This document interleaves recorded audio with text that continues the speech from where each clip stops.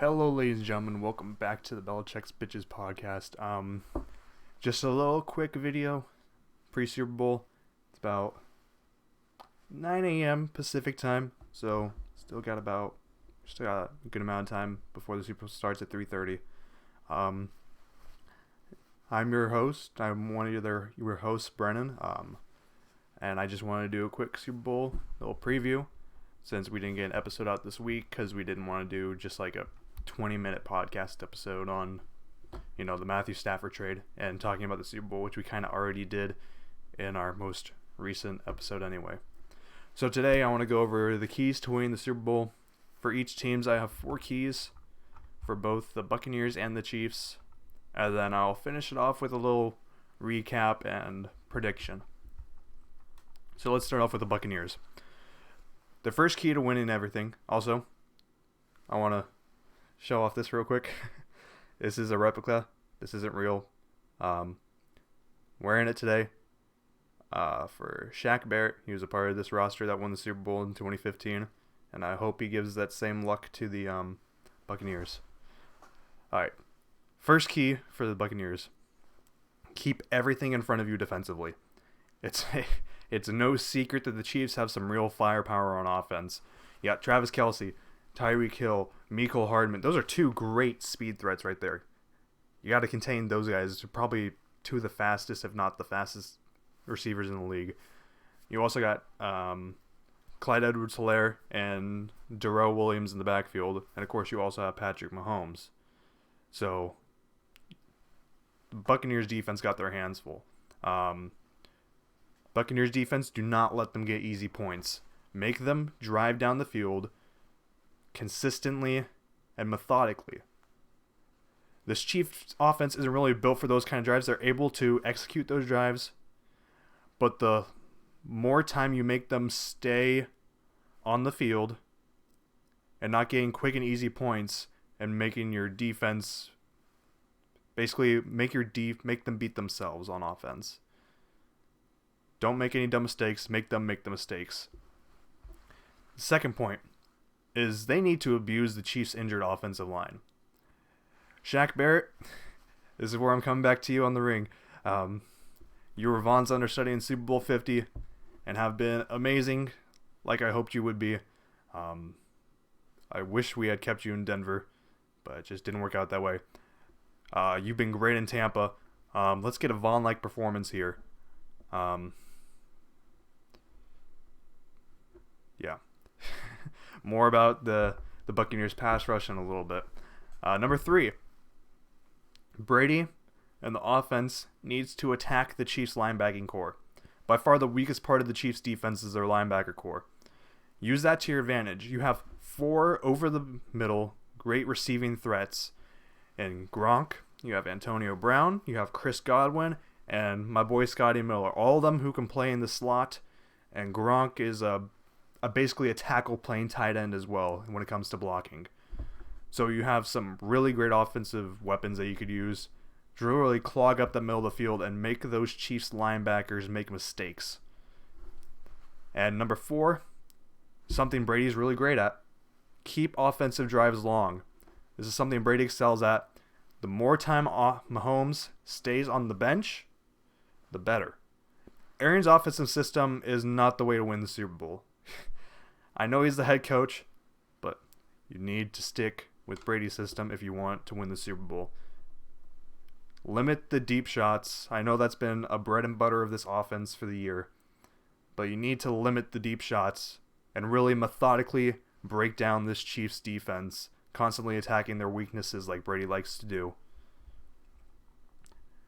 And those are the 4 keys for the Buccaneers. Now we'll move on to the Chiefs. The first key to the Chiefs is a pretty simple and easy one. It's Patrick Mahomes. That's really it. I hate how good he is and that the Broncos have to play him twice a year. He makes adjustments to his game so quickly. It's incredible. Like we were talking about on the podcast, I think, just last week, how Mahomes would always drift way too far back in the pocket, allowing for pressure to get to him easier as long as the defense was playing and shell coverage over the top, making sure that none of those deep routes get open. And that the edge rushers, they usually just send 4, and you'll be able to get there as long as you beat the tackles around the edge.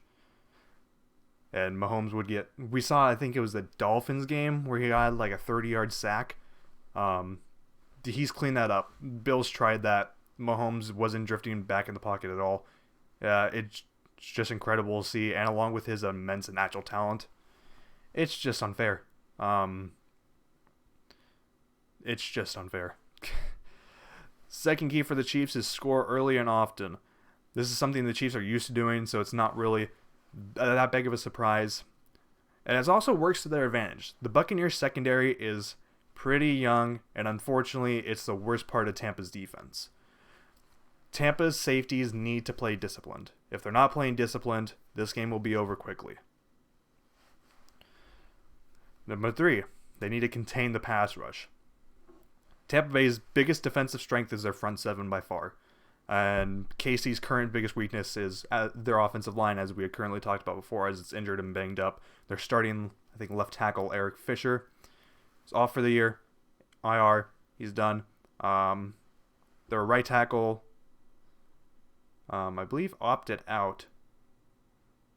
Or no, it was their right guard that opted out. I think Schwartz is still playing, so there's that positive for them.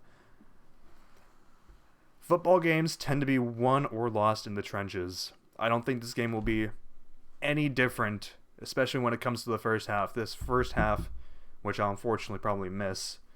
That's why you're seeing this suit, because I'm going to church at 3, so literally 30 minutes before the Super Bowl starts, so I'll probably miss half the Super Bowl, the first half, at most, hopefully. Buccaneers, Shaq Barrett, Jason Pierre-Paul, Vita Vea, Ndamukong Suh, and William Golston are a great front 5. Front 5. This isn't to mention their other 2 linebackers, the off-ball linebackers, Devin White and Levante David, who are extremely athletic, great in coverage, and, especially in the case of Devin White, can also rush through the interior with great prowess and effectiveness. You can't give Mahomes... Well, we're on the Chiefs, so give Mahomes enough time to find his playmakers over the top. Just control the line of scrimmage, and the Chiefs should be able to beat this Buccaneers defense with ease, as long as they control the pass rush. The fourth and final point for the Chiefs: don't beat yourself on defense. You desperately need to stay disciplined on defense. Brady has seen it all and will make a defense pay for a miscue. That is Brady's bread and butter. Only him and Manning have been able to do that consistently for so long. You could probably throw Breeze in there, but I definitely put Brady and Manning as the high elite tier of those types of quarterbacks. The Chiefs superstars on defense have to show up for this game. Chris Jones, their interior pass rusher, second best in the league, just behind Aaron Donald, who just won actually Defensive Player of the Year. That'll be a topic that we cover on the post-Super Bowl podcast, all the awards. Tyrann Mathieu has to play great. Him and his, I think it's David Sorensen, they're going to have to work extremely well together, as they have been as of late, to control the over-the-top plays that the Buccaneers may have drawn up early to try and stretch out the defense. And Frank Clark, their other pass rusher, but he's an edge rusher. These guys play extremely well as well. I think Frank Clark will be going against Tristan Wirfs, which will be a very interesting battle to watch. Tristan Wirfs has been amazing this season. The best offensive tackle rookie by far.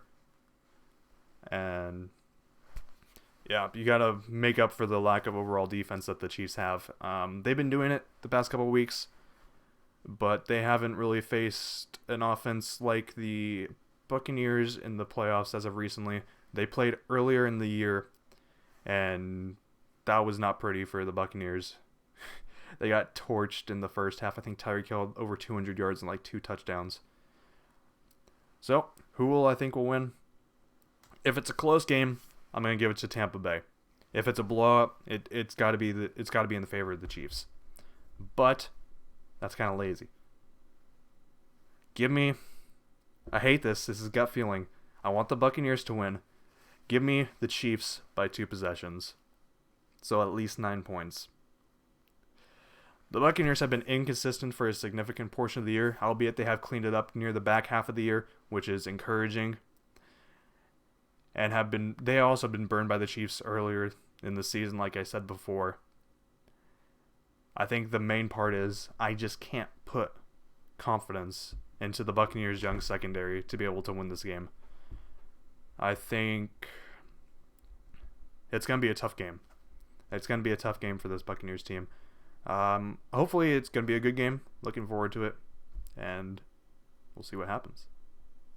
Enjoy the Super Bowl. We'll see you, I think, probably tomorrow or Tuesday with the actual Super Bowl full-length episode. So, thanks for watching the podcast, and we'll see you later. Go Buccaneers.